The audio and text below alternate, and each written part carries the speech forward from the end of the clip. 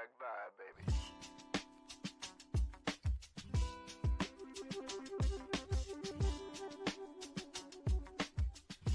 Welcome to the Cup of Joe Show, where we explore the journey of recovery from alcohol and drug addiction.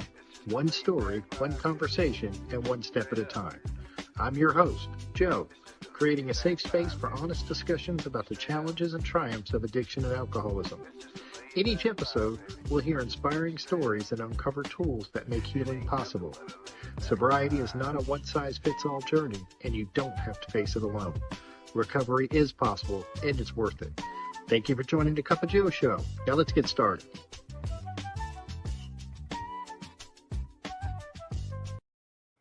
Hey everybody, welcome back to the Cup of Joe Show. I'm your host, of course, Joe, and I'm really excited about my guest today, Chris E.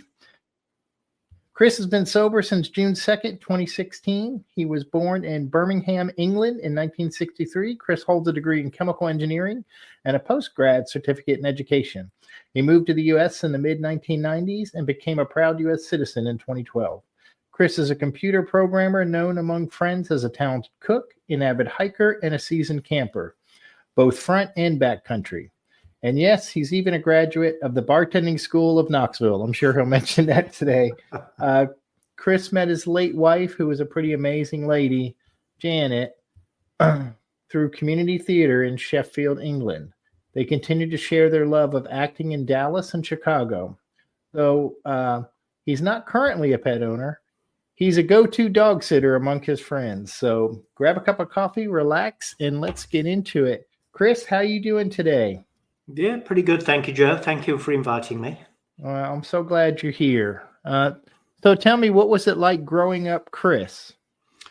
Well, you can probably tell from my accent, Joe, if you didn't know me already, that I'm not from around here. So, I grew up in one of those foreign parts. It was a little different over there than it is over here. There's no law against giving alcohol to minors in the UK. Families regularly share a glass of wine over dinner with their children that are well under the age of 18. So, I started having a tipple at quite an early age. So, I got the taste for it early. And, my family were of the opinion that if you introduced your children to alcohol at an early age, then they would become sensible, responsible drinkers. And I think I probably give the lie to that, because that's not what happened for me. My parents were very good people. They were very caring, provided me with everything I needed. There was no abuse in my childhood, no trauma really of any kind, though we didn't talk about things much, everything, especially emotional things.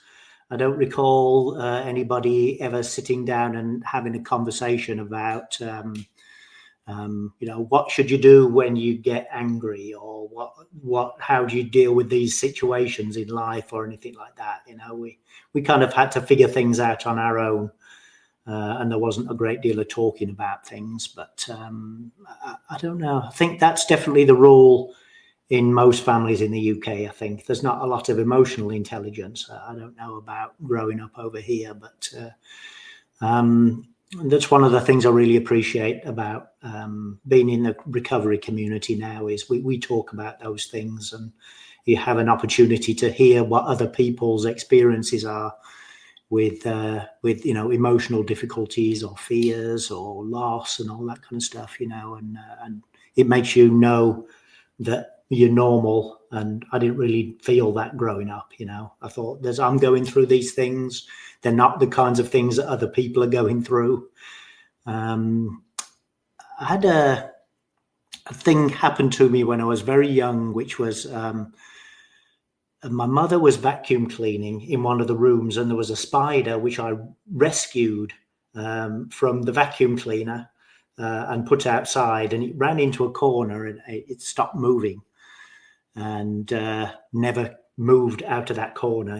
That the shock or whatever had passed away, or maybe it was ready to die or something, I don't know. But that was like my first time I realized that things were going to die, and I started thinking about what's going to happen when my parents die, what's going to happen to me, and that kind of stuff, and went into a little bit of a depression, and didn't really have anybody to talk to about it. So, little things like that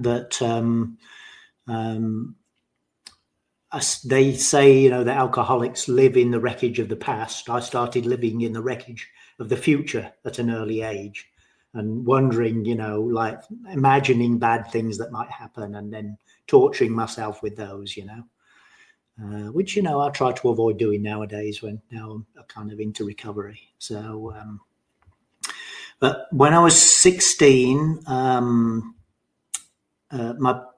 father got a new job. He was a metallurgist, and he worked for a company called Imperial Metal Industries in Birmingham, and he had an opportunity to move and go to South Wales for a promotion.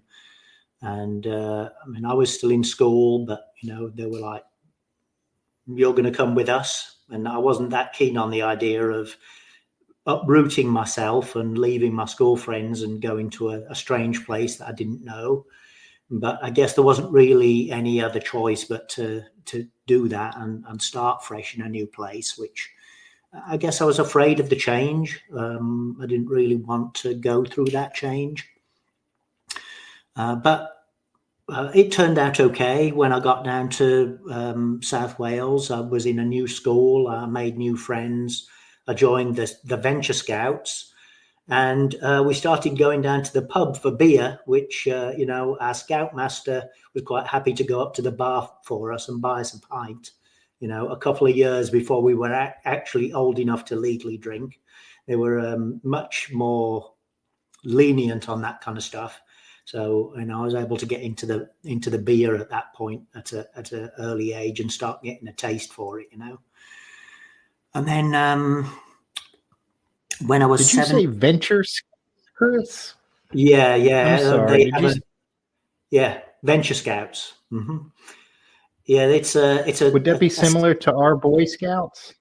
Yeah, but they have the Cubs and the Scouts. Well, we have like an older thing, like the girls when they're older, between 16 and 21, they have the Rangers, and then we had the Venture Scouts, which were the Scouts between the ages of 16 and 21. So, yeah. Okay. Yeah. Sorry, I had never heard that before, so I was just curious. Sorry, Chris. No, that's okay. Yeah, and so when I was 17, I think it was the first time I'd had I really noticed myself drinking alcoholically. It was my sister was 4 years older than me. She was still living in Birmingham. She stayed there when we moved down to South Wales, and she came to visit for her 21st birthday, and we had wine with dinner. And then afterwards, I went out to a party with school friends, and they had hard cider. And, I started drinking that and did not stop till I started throwing up.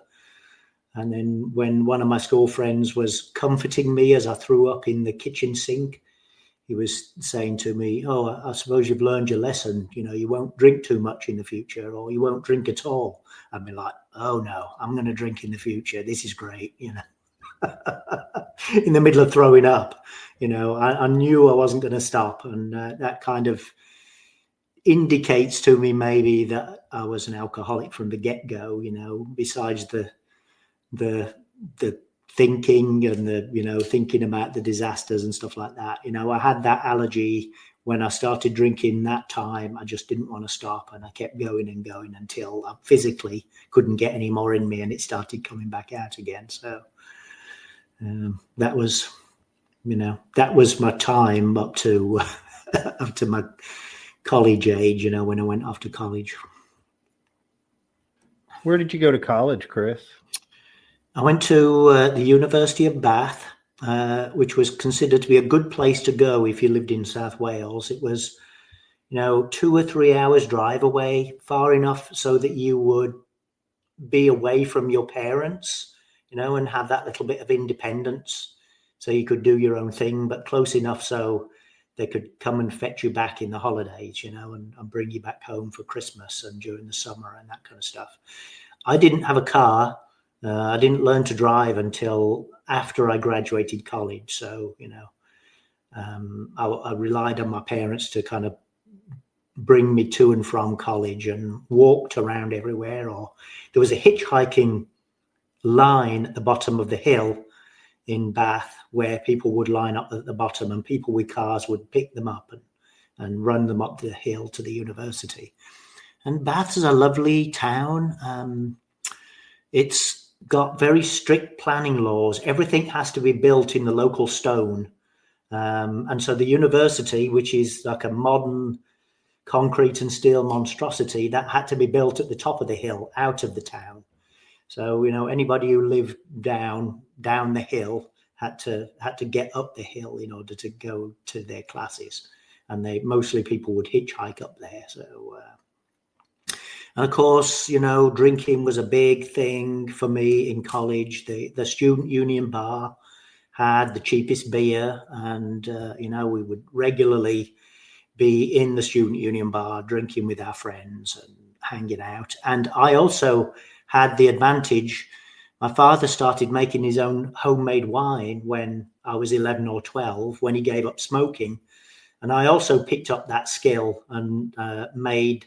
The dorm rooms were very warm. They were well heated, so you could make a gallon of wine in quite a good short order of time because it was so warm in there. And we didn't leave it very long to mature before we, got it out of the bottles and down our necks. So I gave a terrible hangover to quite a few of my friends in my freshman year at college.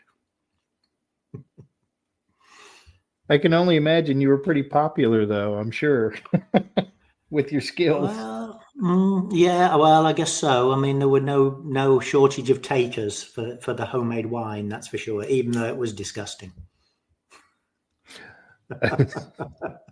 So did you notice at that time that you might have, were there consequences, or was there anything that, did you have any idea that you might be having a drinking problem at that time? My main concern at that time was that I would be able to drink without throwing up. And, that is something that I actually managed to achieve. They say in AA, that we can't control and enjoy our drinking. And I mean, I've spent a good amount of time trying to control my drinking. I was like, I know if I only drink 100 ounces of beer, which is 5 British pints, then I'm probably not going to get sick. But then I'd do something like I'd make a batch of homemade beer and put extra sugar in to make it stronger than it should be. And then I'd get sick again, and it would just edge up my alcohol tolerance a little bit at a time until basically I could drink steadily all the way through the evening and late into the evening, without making myself ill. So I suppose the only consequences then were, of course, the usual stuff that college students do, not getting your assignments in till the last minute and then having to pull an all-nighter, because you have an assignment that you got to get in the next day and you haven't done it because you've been out busy drinking, or, you were drinking the previous night when you should have been doing it. And then, it comes to the night before it's due and you're like, oh no, I'm not going to be able to go out and drink tonight because now I've got to stay up all night and, get my assignments done. So I did that quite a bit when I was younger. At one time when I was doing my graduate certificate in education, I had a whole load of assignments that were due, and I was like, there's no way I'm going to get this done unless, I take some drastic action. So I actually sat down and wrote a contract with myself that I would get up at a certain time every day, that I wouldn't drink for that whole week, and I would not watch TV or distract myself in any way. I'd just get these assignments done. And, I stuck to that contract that I made with myself. I got all my assignments in, and successfully submitted. And then that was it, oh, great. And that's done. I can start drinking again now. So, I guess I knew that drinking was one of the things that was kind of holding me back. But at that time, I was able to at least, if I didn't take the first drink, I was able to not drink. I was able to stop for a short amount of time at that time and kind of get through so I could take care of business, in everyday life and do the things that I wanted to do, and that wasn't necessarily the same, towards the end that I would have been able to do that, I guess the other thing. No, go ahead. No. You go ahead, Chris. Go ahead. I would say the other consequences that I had, they do say that alcoholics, when they start drinking, it stunts your emotional development. And, I know that I didn't have the emotional maturity. My relationships with the opposite sex were never very good. I never learned the proper things to do, when I was drinking, I was always thinking, oh, I don't know why my romantic life is not very successful. I was full of self-pity, complaining to my friends about it. But, the truth is that drinking was more important to me than that, and the self-pity, was an indulgence that I had, to give myself an excuse to sit and drink. But, I had quite a lot of emotional and romantic drama when I was younger. And a lot of that made it onto my resentment list when I finally got sober at the age of 53, that I was still thinking about those things and feeling self-pity about them and complaining about them in my own mind, that things hadn't worked out the way that I thought they should have done, in my romantic life. It's like, so I guess I would probably consider that to be a consequence, And the other consequence I had was, I think also based upon this idea of not gaining the emotional maturity to deal with the little things in life, the roadblocks and little bumps and things like that. I got jobs and I never had a problem when I went for a job interview in getting a job. And I excelled at that job when I first started working in it because I was a fast learner. The most important thing, my highest priority, was to impress everybody as to how wonderful I was, so that, I'd build up a little bit of money in the bank in terms of, people think you're doing a good job, so that when I started to relax a little bit, I thought, I'll have some leeway. People are not going to complain at me because, they know I do a good job. But, one of the things I've noticed is that if you do a good job and you show yourself to be the kind of person who gets things done, you don't get a break. They're like, oh, Chris is a person who gets a lot of work done. We'll give him some more work to do and more responsibility. And then I would kind of get overwhelmed because of what I really wanted to do was coast, after a while. So then I would start to lose my enthusiasm for the job. I'd start to worry, oh, somebody's going to find me out that I'm not doing my job properly. So before I got found out, I would always put in my notice and quit and move on to another job. And I never kept a job for more than 2 or 3 years. And I repeated that pattern quite a few times, over and over in my career, until I decided, well, I ought to be a consultant, because nobody expects a consultant to be in a job for a long time, So I became a contractor and then just hopped from place to place, doing my thing and leaving before anybody could find me out,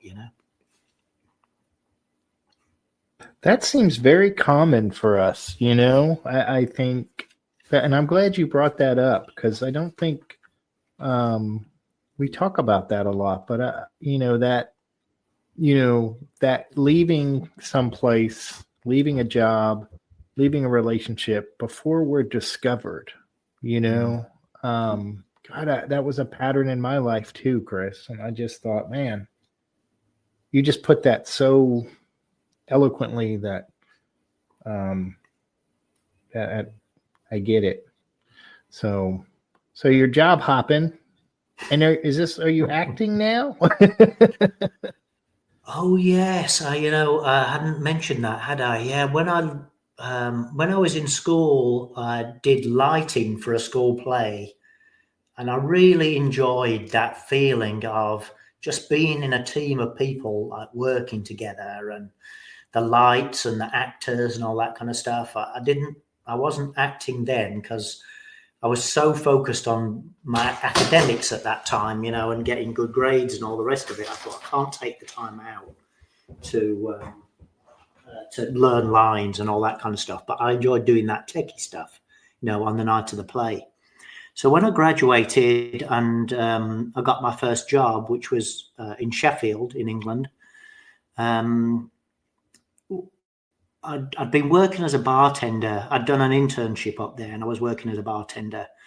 But when I came back to get my job after graduation, I was like, I don't want to carry on doing that for whatever reason. I won't go into the details, but I thought I need another way of meeting people and, having some kind of social life.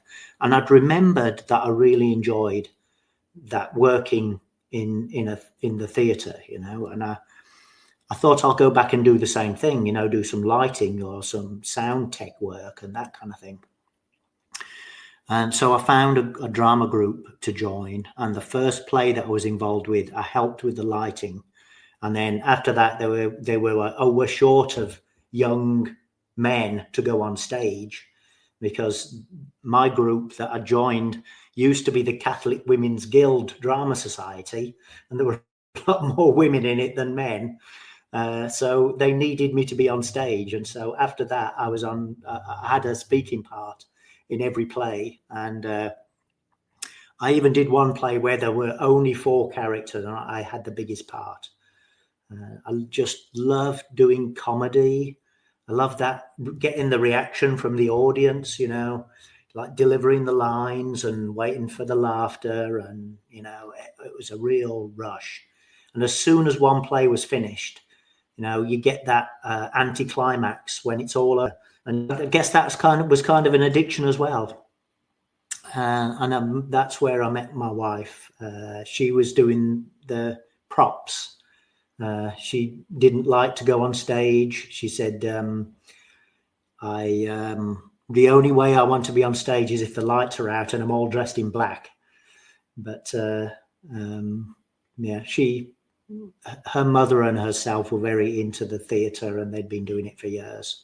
And we met and hit it off at some point and started dating. So yeah, that was a good decision to start doing that theatre. I really enjoyed it, and it helped my self-confidence immensely to know that I could go up on stage. And I have a great memory. I was always good at learning my lines and never forgetting them, when I was on stage. And I loved the attention that I was getting from the audience, and all the congratulations after the show was great. And it did, and like you said, it didn't last. It was like, then you were, you get the big congratulations and it's like, okay, what's next? Yep. Would that be right? Yeah, absolutely. It's always what's next. Yeah. It's always what's next. It's so funny that there's something I noticed in theatre groups. There was the people who were involved in it. I mean, they love to get that attention, and it's very easy to fall in love, in inverted commas, when you're working with somebody every day in a play, and especially if your roles in the play together are, that you're having a romantic relationship in the play. So it was quite common for people to have affairs and, like for marriages to break up because somebody would have an affair with somebody else in the theatre group, and it would come to light. And there was all that kind of drama going on, you know, the personal drama as well as the drama on stage. But I mean, I don't know. As Bill W. says, you know, drinking was far more important to me than anything else. So I didn't get into that kind of trouble at that time. But, you know, I saw a lot of it going on. But I did kind of, you know, I did kind of have that feeling sometimes when I was on stage with somebody, you know, you'd have that feeling of a romantic connection with them because you were working together so closely on stage. Was your drinking escalating at this time, Chris? I mean, was it kind of? Ooh, you know, I think it must have been. There was a point in my life at which I was only really drinking beer, and there was a point at which I was like, you know what, I could take a couple of shots, you know, and get a little bit of extra buzz out of that. And I'll tell you this story. Right before I came to the United States, you know, Janet and myself were dating, and we had some good friends who we went dancing with. And our friend was doing a psychology degree at college, and she asked me to go back to her place to do, you know, a survey for one of her assignments that she was doing. And I took a bottle of tequila with me, and, you know, we made Mexican food and drank tequila and did our thing. And then, like, we ended up sleeping together because, you know, we drank that whole bottle of tequila between us. And, you know, the inhibitions were down, you know, as it is when you've drunk half a bottle of tequila. So, you know, I guess that was a little bit of a consequence, you know, of going even further down the scale and switching to the liquor and putting myself in that situation where, you know, you were alone with somebody and drunk, when, you know, I think a sensible person would know, don't get yourself into that situation, you know, where you're on your own with another person who's married, who's, you know, your girlfriend's best friend, basically. You know, and then add alcohol into the mix and you're going to get into a lot of trouble. So, you know, that happened. I'm a terrible liar, terrible at covering up my wrongdoings. I've never been able to keep a straight face and, you know, and lie about something. So, you know,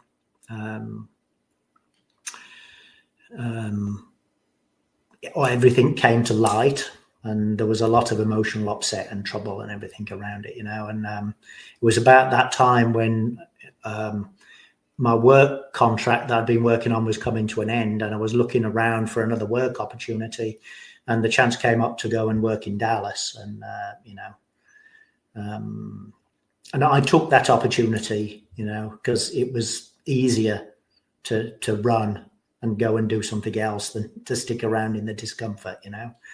And I mean, I invited my girlfriend to come with me, but obviously with that big, you know, infidelity that had just happened, and it being such a big move to go to another country and all the rest of it, it was just like, you know, it just wasn't the right time to be asking somebody to, you know, to drag them across to another country, you know, away from all their friends and family, you know. So I went and I did that on my own, and my drinking really did take off then.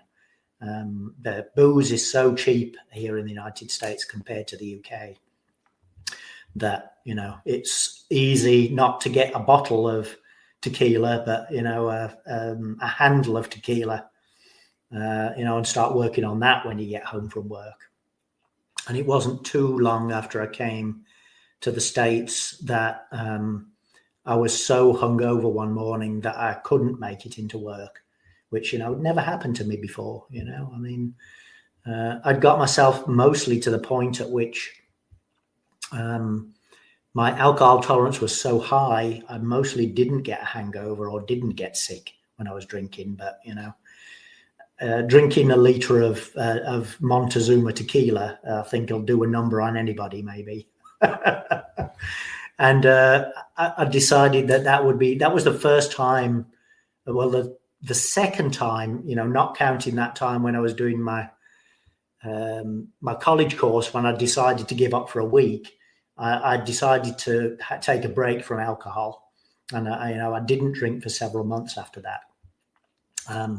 But when I started up again, which was I think I quit maybe in November or December, and then I started up again at Easter the following year. I went out to a bar with some work colleagues, and I thought, yeah, it's been long enough now. What they say, I've been not drinking for a few months. Now I'm qualified to drink like ordinary people again, which of course didn't happen, because that night I was buying everybody in the bar like rounds of exotic cocktails, slippery nipples, I think it was. Probably spent about $100 on booze that night, and so it did go back to kind of where it had started, and I just carried on from that point. I didn't stop again for a long time. When did someone, your wife or anyone, try to intervene at any point with your drinking? Well, at any time, absolutely. Probably much later than, much after it had become a problem, I would say. I'd had to switch jobs in the US, and I got a new contract, and we moved up to Plano in Texas, and I wasn't very keen on that job. It was quite stressful, and my drinking was getting pretty bad. And, I'd started drinking to blackout more regularly than I had been. And, I think at that time my wife was just, oh, well, it's just the stress, just the stress of work. She didn't see it as the progression of alcoholism, which, looking back now, I see it as that. And of course, I didn't even know I was an alcoholic until I came into Alcoholics Anonymous. So, I didn't see it that way either. So eventually I was like, that job's too stressful. We're going to go back to the UK, which we did. And then we turned around after a few months and we came back to Chicago. And in that job, I was traveling a huge amount and, drinking on expense account. So, I was out of town a lot. So, I got to do more of my drinking away at that time. But I would say my drinking progressed even more. Then one of my work colleagues was an alcoholic also, so we kind of drank together and encouraged each other, as we do.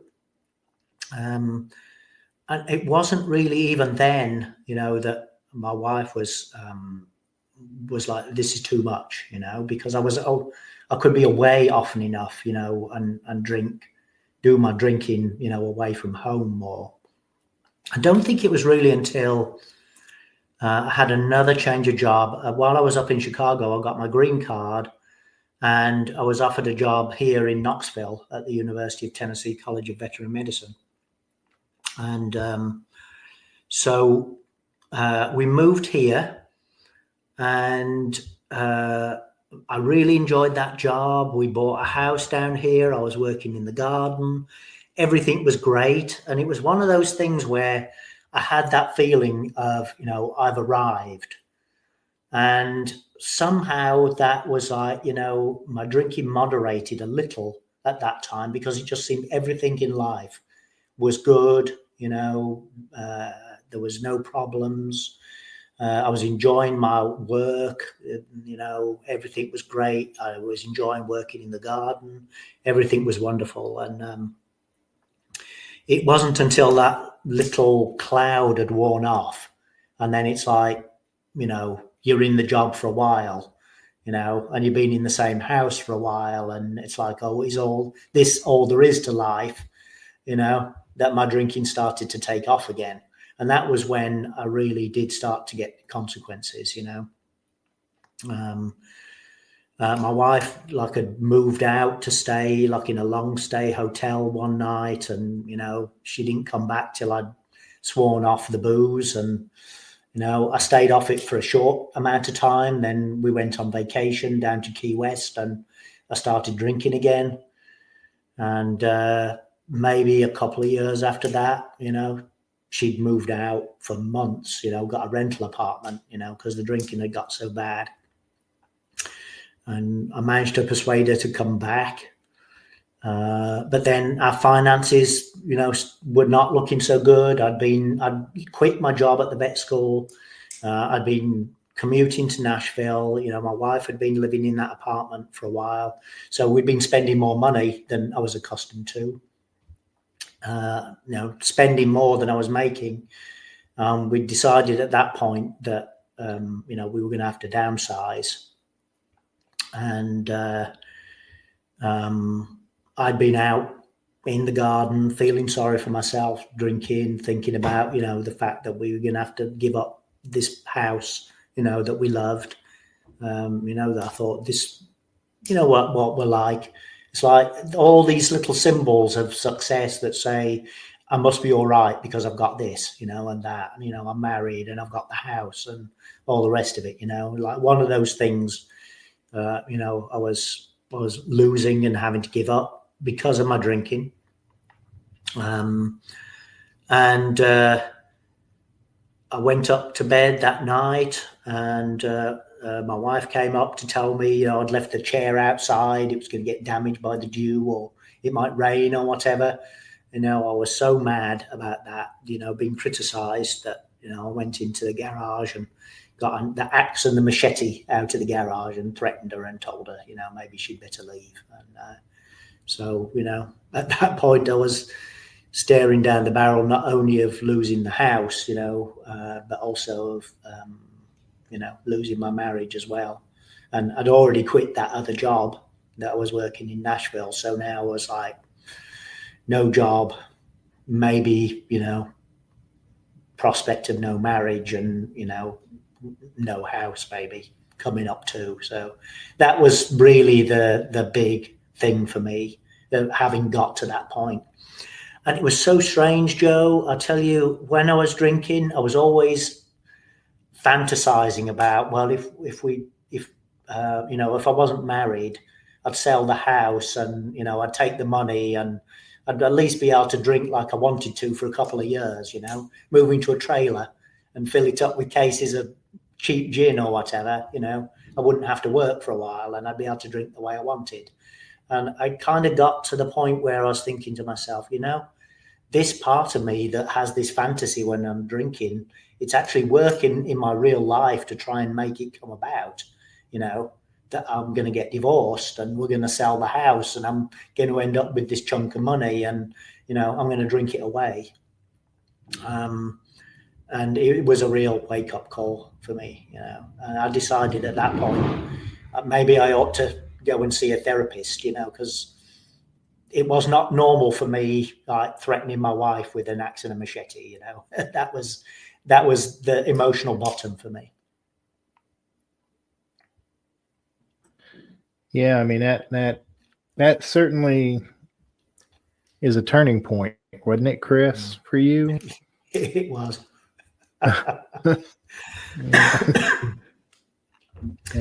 Yes. So what you went to go see a therapist? So did they encourage you?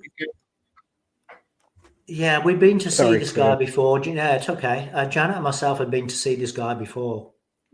And he'd done Myers-Briggs and that kind of stuff for us. But when I went to see him this time, he was like, oh, you mentioned something about alcohol was mentioned last time you were here.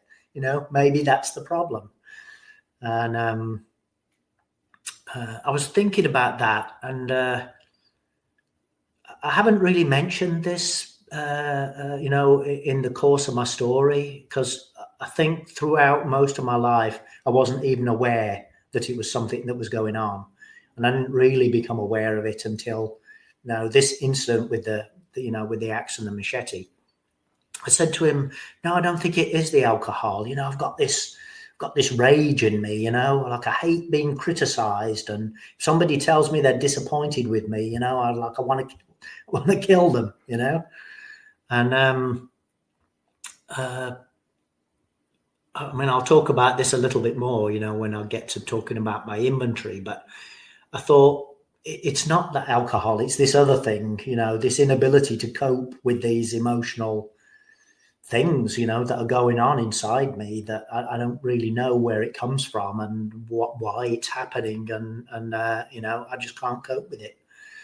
And he knew, I guess he had either his own experience with recovery or, he'd seen enough people to know that these things, not being able to cope with our emotions and stuff like that is just as much a symptom of alcoholism or, addiction as the drinking itself, the emotional dysregulation, whatever you want to call it.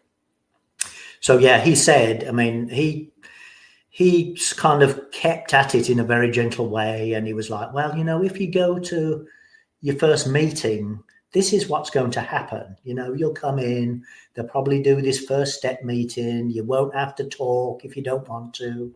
And he demystified it for me to make it seem, as if it was a doable thing, that I could go to an AA meeting and it would be okay, And it was like, well, obviously it's your choice about whether you do it or not.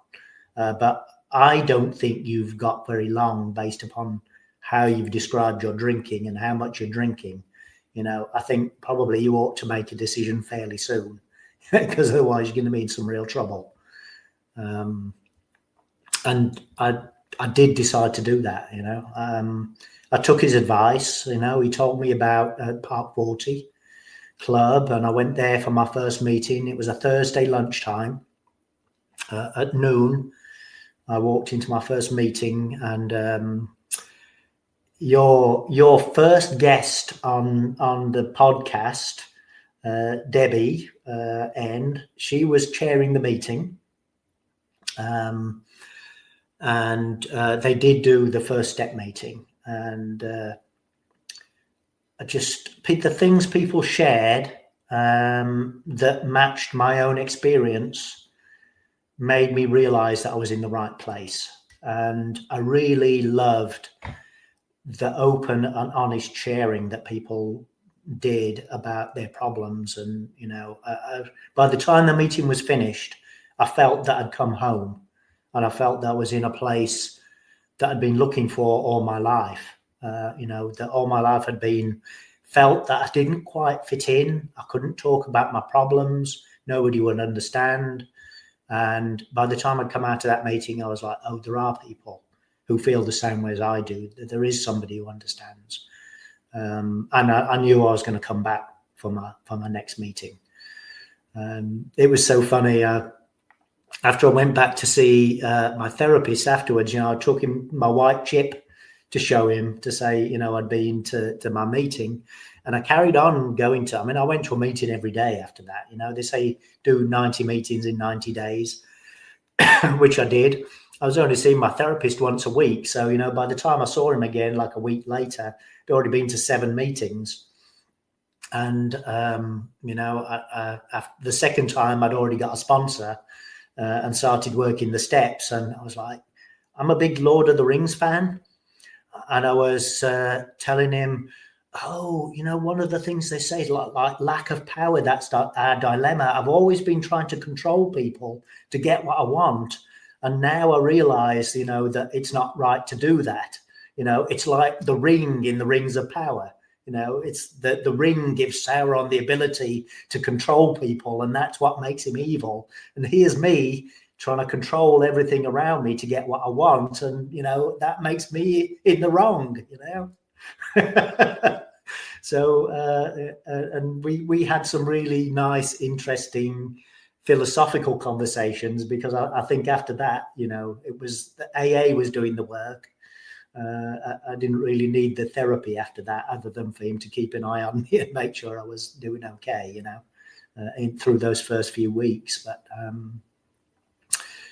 it was a life-changing thing for me to find Alcoholics Anonymous and realize, how I can't believe that after drinking like that at 17, that it took me till 53 to find out that I was an alcoholic, because I guess I didn't know what an alcoholic was. You know, a lot of people say this. They think, oh, the alcoholic's the homeless person under the bridge. That is one of the consequences, that you might suffer, as a consequence of alcoholism. But of course, there's many more other consequences, that build up before you get to that point, and I was not too far from that point where, when I came into AA, looking at the potential of divorce and, not having a place to live and, not having a job. I was very close to that. But one of the things I loved about AA when I started getting into the steps was that it was a spiritual program. I was brought up in a household that never went to church. So I had exposure to religion because they do religion in schools in the UK. That's another one of the things that's a little bit different. We don't have anything in our constitution that says there's separation between church and state. Of course, the Church of England is the official church of the state. So, so we did, religious education in school. We had religious assemblies. But the stories that people had told me about the significance of the religious events, that we all know about, and talk about, when you go to church or, what's in our common culture, it never really seemed right to me. In my heart, it didn't resonate with me as being true.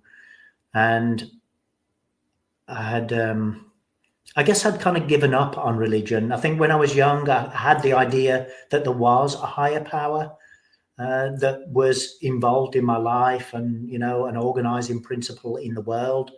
But because I had not found this connection with the religion that was predominant in my culture, I thought, well, I must be wrong. I mean, I can't be the one that's right because so many other people say this is what's true, and so I thought, well, I must just not know, I couldn't just accept what other people were telling me. So, I couldn't have faith on that basis. I still felt in my heart that, I couldn't make that connection. So all through my life, I'd identified myself as an agnostic, just as it says in our literature that, it's just that I don't know anything about God, and maybe that there is no way for me to know that I can't know, and I'd gone through my life mostly like that. And I'd investigated other religions, especially Buddhism, but, I'm an alcoholic. I don't have a huge amount of discipline for, learning to sit in a cross-legged or, sitting in silence for any amount of time and that kind of stuff. So I kind of dabbled in it from an intellectual point of view, but I didn't really practice it, as a daily practice. So when I found that there's a spiritual path that's made just for people like us, I was like, oh, this is so wonderful. This is what I've always been looking for.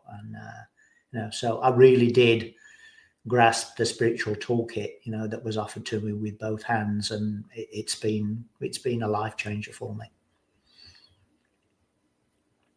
I always thought like that chapter, We Agnostics, I really think it's one of the most spiritual pieces of literature I've ever read, and it was very helpful to me. And so when you mention that, it just makes me think, and how is your relationship with a higher power now, Chris? Oh, I pray regularly. And it's a big part of my life. Whenever I'm in trouble or I'm emotionally disturbed, it's my go-to, to get on my knees and pray and ask my higher power for guidance. And especially when I was first getting sober, when I was getting back into work, and I'd gone through this. I'd always gone through this thing, they call it imposter syndrome nowadays, when I was doing all the same things again, sober at work, that I was doing before, I stopped drinking. But now I was able to go through it sober and try and apply the tools that I had to it. So in that first job where I was going through, oh boy, I was having to stop work and pray, get on my knees and pray pretty regularly, because I was frightened, I didn't know what I was going to do. I thought I was going to quit. I didn't have alcohol to, put in me to numb the emotions and allow me to sit around complaining about everybody else and pretending that it wasn't me, So, prayer was so important to me then. When I was working on my second and third steps, I'd realized that the fact that I couldn't accept the things that people were telling me about their interpretation of these, religious matters. The fact that I couldn't accept it must have meant that I already had my own conception of God at that point. Because how would I have known to say to myself, that doesn't seem right to me, unless I already had my own conception? So when I was very young, I already had my own conception of God. And I decided that is what I'm going to go back to. I always had that.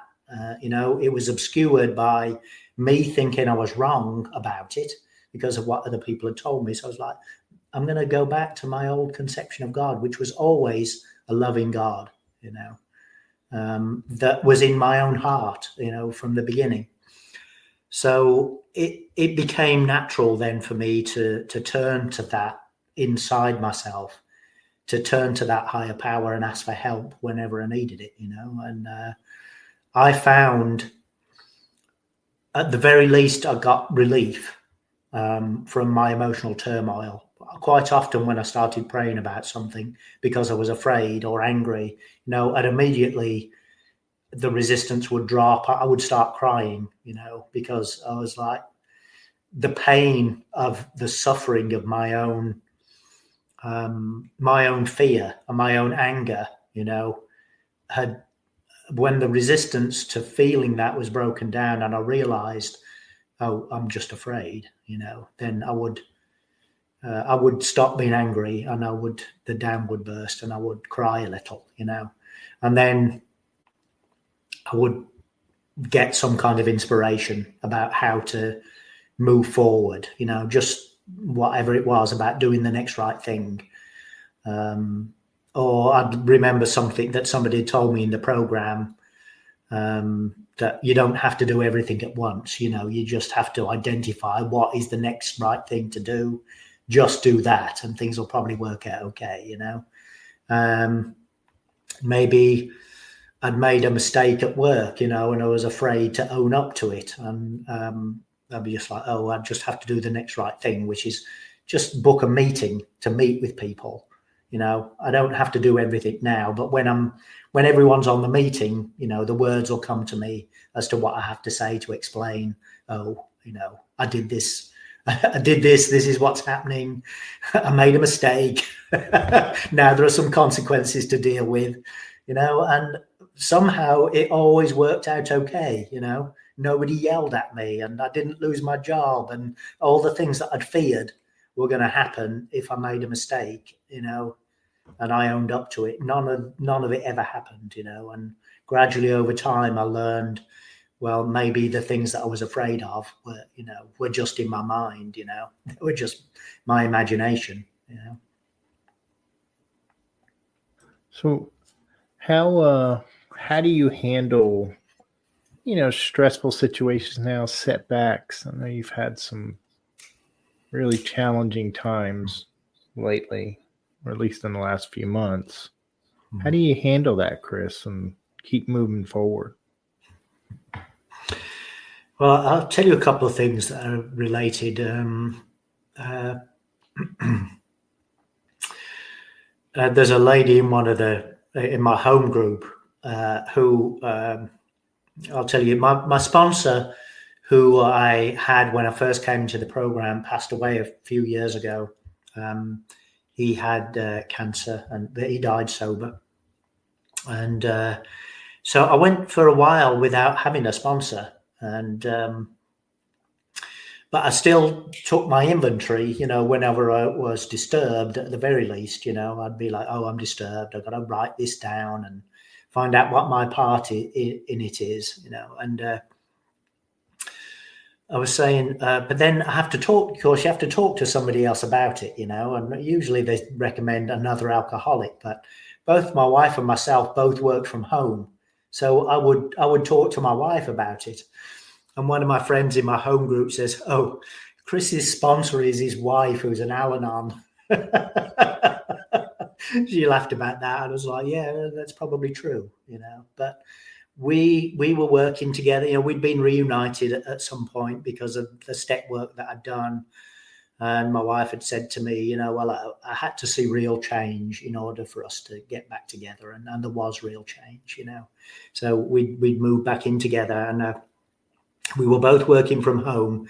So whenever I was disturbed about something, whatever it was, work or a neighbor that said something, or something on the TV or whatever it was, internet, I'd take my inventory, I'd talk to my wife about it, and, I'd work through the steps in that way. And then later, people had asked me to sponsor them, I've been sober for a good few years. I started picking up some sponsees. And I had a sponsee who was relapsing, and it was difficult. It was a difficult situation for me emotionally, because as somebody who I cared about, and you can't really do anything about somebody else's drinking other than try and pass on your own experience. And it was heartbreaking to see somebody building stuff up and then tearing it back down again, every few weeks or every few months, and so I thought, if I'm going to do this, I really need to get my own sponsor again, so I racked my brain for a while, trying to think of who would make a good sponsor for me, because I'm a very sensitive person. I don't need a hard ass telling me, what to do, or yelling at me, or being strict with me, because I'm too sensitive for that. So I was trying to find somebody who I knew would be gentle with me, So eventually I decided upon somebody, and I asked them to be my sponsor, and I started working with them, and we worked through the steps. And in the meantime, my sponsee had kind of gone back out again, and I'd done some step work around it. I was saying to my sponsor, I'm afraid of what I might be asked to do, in the future. What it says in the book is, we might have to take an alcoholic into our home. They might burn a mattress in the bedroom, or we might have to administer sedatives under the direction of a doctor, or I was worried about all that, what responsibility I may have to take on. And, I was doing some step work along those lines and working through that. And in the meantime, my wife retired. She got to the age of 67. I decided I was financially in a position where I could retire. I'd had this relationship with work all these years where it was stressful to me, and I'd built up enough money in the bank, and my wife had some retirement income to help us out with that. So we were both in the process of retiring. And then we decided to take a trip to visit some friends of ours who had moved to Myrtle Beach. And during that trip, there was an accident, and my wife was killed. I woke up in the hospital, and there was a police officer there who broke the news to me that she hadn't made it.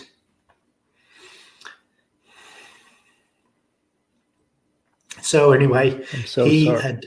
Well, thank you, Joe. Yeah. So he asked me, "Is there anybody I can call for you?" And I thought to myself, "Yeah, there's a lot of people."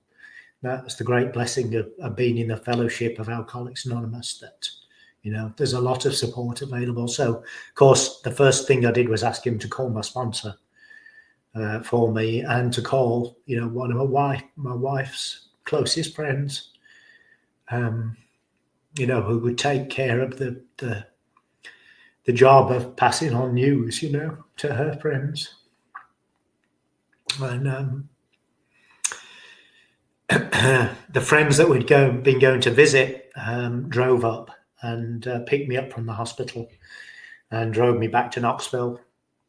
And the next day, it was Saturday, and I went to my home group, which is a Saturday morning big book study, 9:30 on a Saturday, because I thought I need a meeting.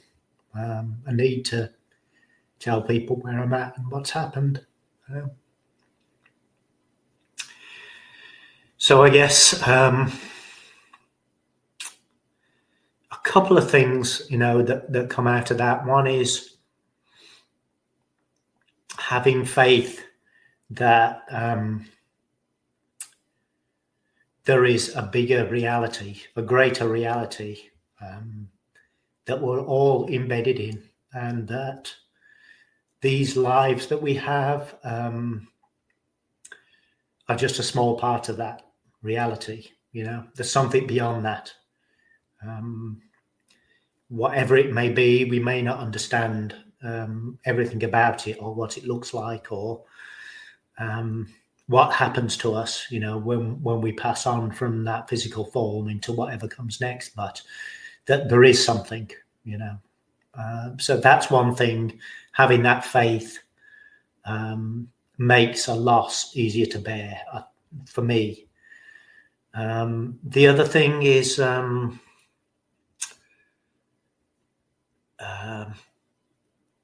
knowing that I did not want to drink. That was the first thing that occurred to me. Not wanting to lose my marriage was one of the big things that brought me into sobriety in the first place. But during the 8 years I've been sober, I had lost the desire to drink, and when this tragedy happened, I knew right away that I wasn't going to drink, that, I'd survived for a reason, that God still had something for me to do in the world, which is why, even though we were both in the same car, that Janet had passed on because it was her time, and I still had work to do. So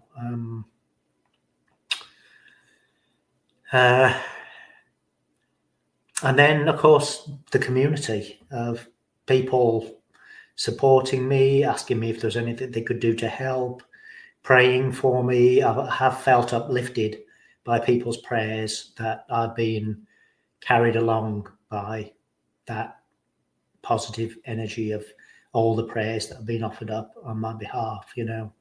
I really feel that that has buoyed me up and helped me through a difficult time, and I know it still goes on, that there's still people who are praying for me. And somebody who I don't even know who this gentleman was, he puts his name on the envelope, but in AA we don't always know people's last names. So somebody, Rick, had sent me a little booklet saying, "I will trust God," and it had daily prayers and meditations, for working through grief and loss.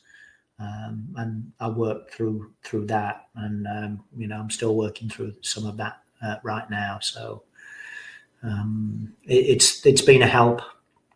So I guess to sum up, I would say having that faith is an incredible thing. I never had faith before that there was something more, and that it's a faith that no matter what happens, that everything's okay. Everything's happening the way it should be happening.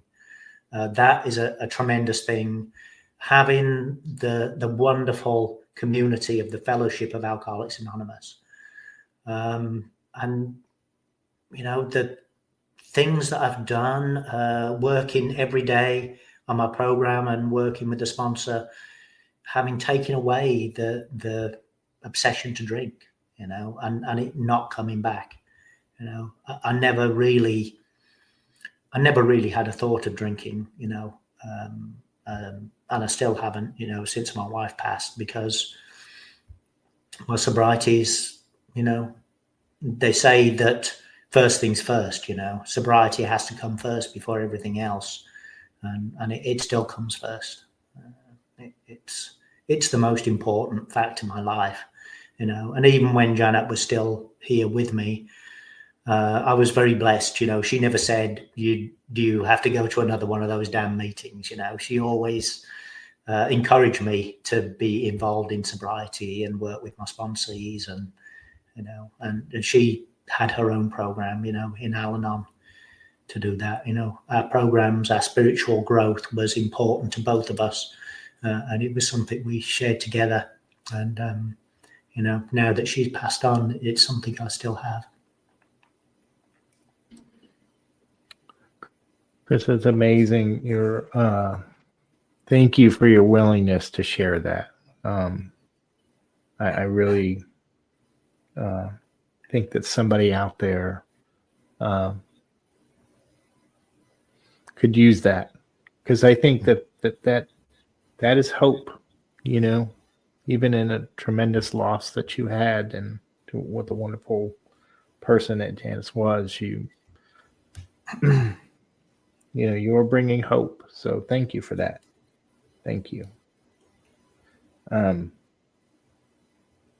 Is there anything we didn't cover that you'd like to share, Chris? Well, I will tell you this, that, the sponsee that I had that was causing me trouble, that caused me to get my own sponsor, has been sober for 4 months now. And that all the things that I was frightened about happening, when I was going through that before, have happened. That because of the program, and because God works in that way that God works in to try and turn all things to good, that the things that I was afraid of have happened, but it's all been okay. It's great to be, see somebody getting sober and putting their life back together, and that in whatever small way, that I can have a part in helping to have that happen. Our book says we will not want to miss this, right? Yes. Well, before I let you go, I have my rapid fire questions.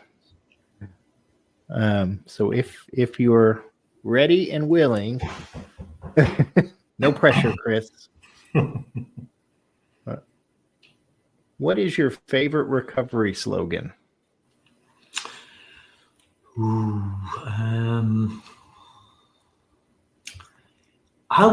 Is this a recovery slogan? I think I would have to say it's just do the next right thing.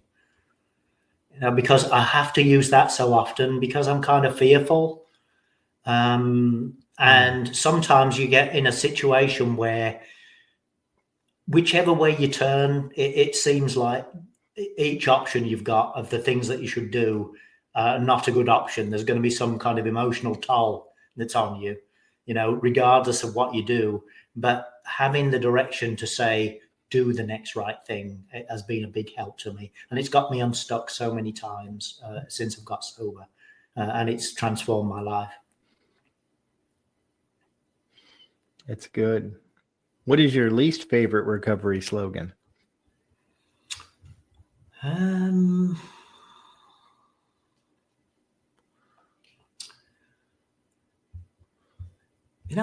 not sure if I have one. When you're doing the fourth step, there's the people, places, the principles. One of the things is the principles that you have a resentment against. And one of the things I've identified at an early stage, I don't think this is a recovery slogan, but it's something that people say all the time that I had a resentment about, which was there's no such thing as a free lunch. And that always annoyed me, when I was working, because I'm the kind of person who always appreciated a free lunch, and I am of the opinion now that, in fact, the entire universe is one gigantic free lunch. So I'll put that as a stand-in for my least favorite slogan. I think we ought to be telling people absolutely, that the miracle of creation is a gigantic free lunch. I like that. What do you think is your sobriety superpower? Sobriety superpower.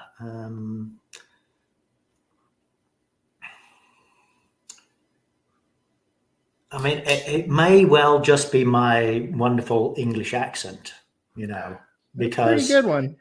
Everybody remembers who I am. And sometimes, I'll get people who want me to sponsor them just because I have a cool English accent, But, I'm quite impatient, and I don't think I'm really that good at taking people through the steps. But the fact that I get up and read the keys to the kingdom, is that inspires people, and it gives that message about the fellowship and what it can do for you.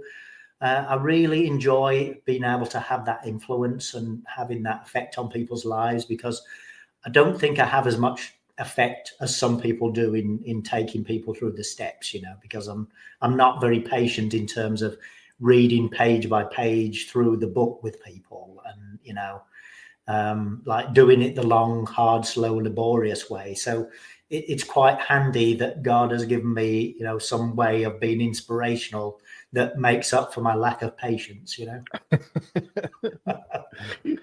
If you could say one thing to your former self, what would it be?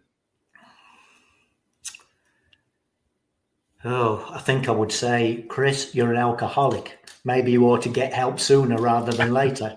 Because, when I was first getting sober, I was sort of, before I got to the point where I wasn't regretting the past, I don't really regret the past now.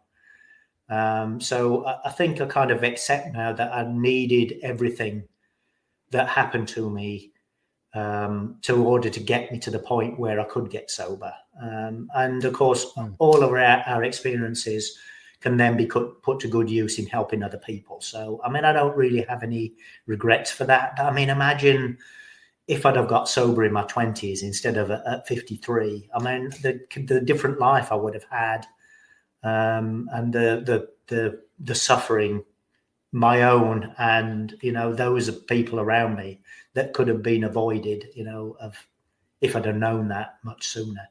So, I mean, I think it's a really important thing to do, to be open about alcoholism, what it is, and if people have got alcoholism in their family, to talk to their children about it, let them know what it is, so that they can maybe identify themselves as alcoholic a little bit sooner and get in the program, before you lose everything. Yeah, well said, Chris.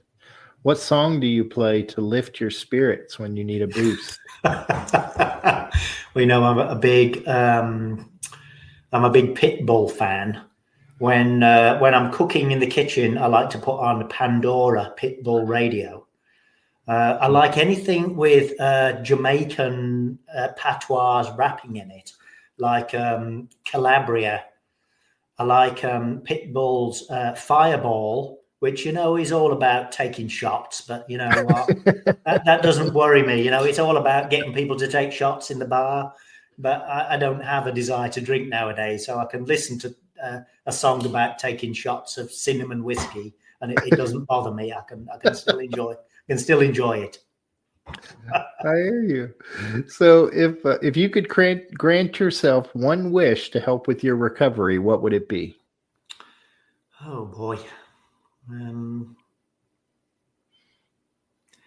I don't think I have anything, Joe. I mean, okay. I love my sponsor. We meet every week. He's been so helpful in me, since my wife passed, in checking up on me and making sure I'm okay. I've got my sponsees that, I work with, that are so supportive, and my AA community. I've got service work to do. I'm the treasurer of my home group. Given that I'm not going to ask for the impossible, to turn back time or like bring anybody back to life, which, I know is not possible. I think I've got everything I could possibly have at the moment to help me through with my current circumstances. I'm very grateful for what I have today. There's still the sadness of loss. I still miss my wife every day. Yeah. But there's no regret that there was anything left unsaid when she passed. We'd said everything that needed saying. So I'm grateful for that too. It's pretty amazing. What step do you love the most? Ooh, has to be step 7. I mean, what could be better than that? Be like, I've got these character defects. I can't deal with my life. My mind is all messed up. I can't fix myself. God, you just fix it for me, please. Humbly asked him to remove our shortcomings. And I mean, it really does work. And, talking about like wanting a free lunch. I mean, there's no bigger free lunch than be like, God, please remove these shortcomings from me, and having it really happen. I mean, it's a miracle. I love that. What step do you love the least? Oh, of course, it's got to be step 9. I really despise having to make amends to people, and I had to make 1 or 2 amends in sobriety, 10th step amends for, things that I've done. And it always leaves a nasty taste in my mouth because I'm prideful, It's not easy humbling myself and admitting that I've made a mistake, I have great difficulty with that, but, I know it has to be done. It's easier if it's done promptly. The longer I wait, the harder it gets. So, do it quickly. I'd like to get it out of the way. What is one of your favorite movies? My favorite movies. I have so many. I love The Matrix. And it's not, I mean, obviously the action scenes in it are absolutely incredible, and it's got some of the most incredible special effects, that's bled into all movies that have come after, have been influenced by it. But it's so deep in terms of its use of philosophy and spirituality, the idea that not that we're living in a computer simulation, but that this reality that we see is not the full story, that there's something beyond that maybe we're not seeing or we don't necessarily know about. Really resonates with me, So even movies 2 and 3, which a lot of people, I don't understand what that's all about. I even enjoy those, the 3 of the original trilogy. So I quite like those. And I'll tell you one. Oh, go ahead. I'll tell you one other one that I really like. Yeah. There's a Disney movie called Enchanted that starts off in the cartoon world, and then the cartoon character comes into the real world in New York, and brings like all the fairy tale stuff into New York.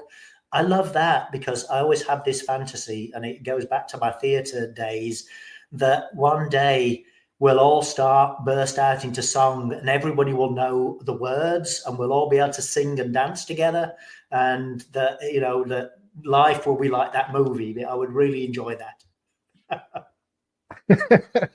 That's a great movie too. What I was going to tell you is that when you mentioned The Matrix, my daughter, one of the names that was seriously considered was Trinity. So I am a Matrix fan myself, so I know. And finally, Chris, if heaven exists, what would you like to hear God say when you arrive at the pearly gates?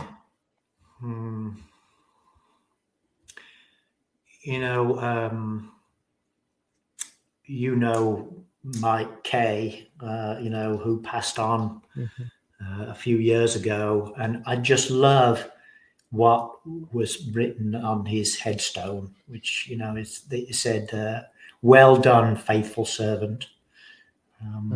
I can't imagine that my life could reflect those values the same way as Mike Kay's did, because really he really lived this program, and I was true to it. I kind of feel sometimes, fear gets in the way for me sometimes. I don't always do the things that I'm supposed to do, but I would like to think that it was recognized that I did the best that I could, to be faithful. Well, I know that you did an amazing job sharing your story, and I appreciate everything. And I would be remiss, because for some of the listeners out there, Chris is well known in our area for he mentioned the keys to the kingdom, and his rendition of it is very powerful, and it is inspirational.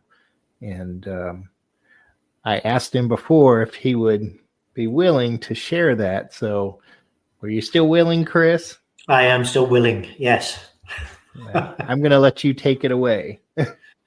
Okay, well, I'll say for those who may not know that the Keys of the Kingdom comes from the stories of the AA pioneers in the back of the book, Alcoholics Anonymous. And it's actually, the reading is from the last few paragraphs of the story, which is by one of the first two women in Alcoholics Anonymous, who were in the first 100.